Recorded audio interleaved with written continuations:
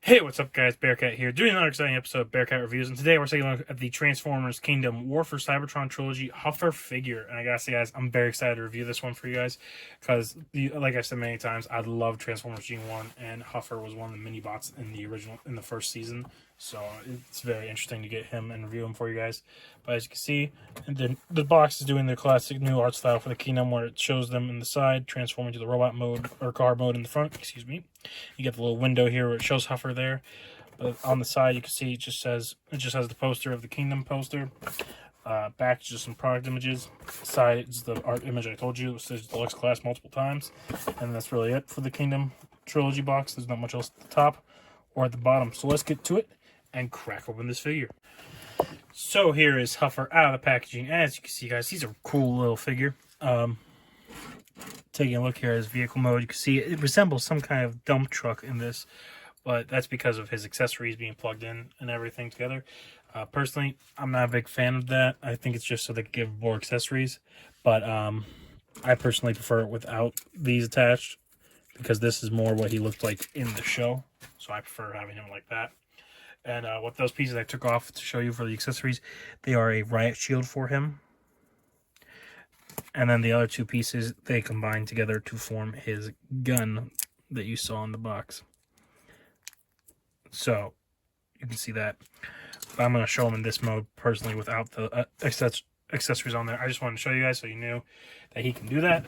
But I personally prefer him looking like this, because this is how I always saw him in the cartoon. And I always loved little Huffer driving around like a tiny semi.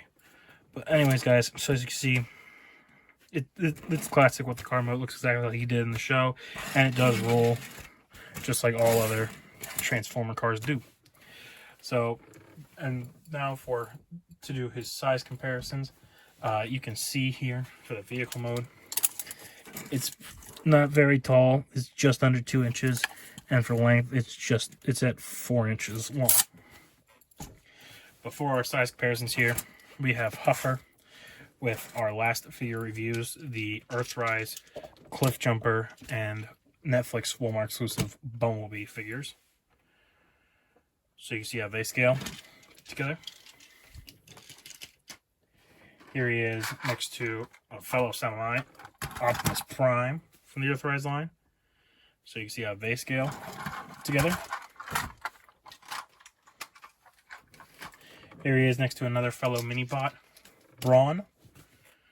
So you can see how these scale together. Then for your basic 6-inch scale comparison, here he is next to the Studio Series Hot Rod figure, the Toy Fair Deluxe Class Snake Eyes figure, and the Star Wars The Clone Wars Captain Rex figure. So you can see how they all scale together. So now we're going to get into the transformation for Huffer, and it's not very complicated since he's a mini bot. So what you want to do is you want to pull on the back end here, and it flips out and down. And then you grab these gray plates here, fold around, and then you pull apart, and it's his legs.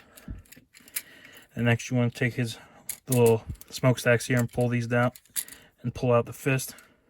As you can see there, fold these down, pull up on his cab.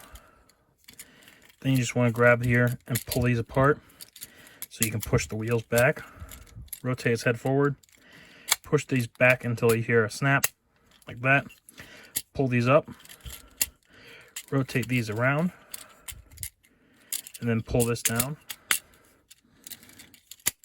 And now you have Huffer in his robot mode. And as you can see, he's a cool little figure here. And we will go over his accessories that he comes with. You saw earlier he has this riot shield, which can just port onto his arm like so. So you can see that. He's got a riot shield here. And then you have his blaster, which he can also hold by porting it into his hand. You can do that. And his last accessory, like all the other ones, is he comes with a Kingdom card. And this one shows the Predacon Dinobot in the shiny card color. And then you can peel this up, and it shows Dinobot in an action pose. So you can see all his accessories there. That's really it for his accessories. And like I said, he's a cool little figure. You can definitely get him in some pretty good poses. So first, let's take him apart, or part from the weapons, excuse me, so we can do his posability. And so as you can see, so I set it on a ball joint, and if you pull back on this, you can move it around a bunch. You can side to side, rotate 360. Got a little bit of head bobbage in there. Fold that down. His arms can rotate 360. Shoulders can move up that far. Elbows bend at 90 degrees. He's got bicep swivel here. No wrist movement. He's got waist swivel here. Thigh rotation. Thigh swivel. Kicks forward that far. Back that much. Single joint knee that bends over 90 degrees, but that's really because of transformation. His legs can spread pretty far. And he does have ankle pivot. And that's really it for the posability of Huffer. So now we'll get him all set up to do some size comparisons. So here is Huffer, and as you can see, he is standing at just under 5 inches tall.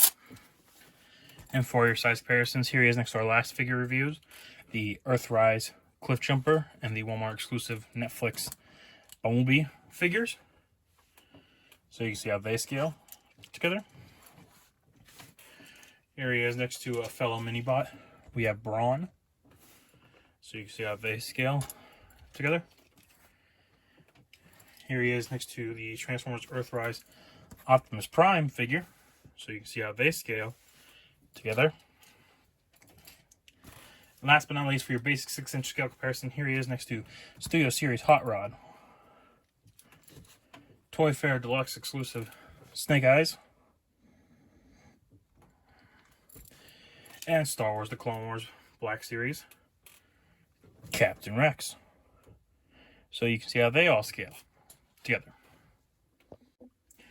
And here is Huffer in an action pose. And I gotta say, guys, this is a sweet little figure. I highly recommend this figure if you're a fan of Transformers G1 or if you're a fan of the Transformers Kingdom line. I do recommend getting him. He is a mass release one. He's not exclusive anywhere, so you can get him pretty much anywhere. But anyways, guys, I want to thank you guys again for watching this video. Please leave a like, comment, subscribe. Let me know what you think. Let me know if there's something you want to see reviewed, and I'll try and get it and review it for you guys. And that's all for today's episode, and I'll catch you guys on the next exciting episode of Bearcat Reviews.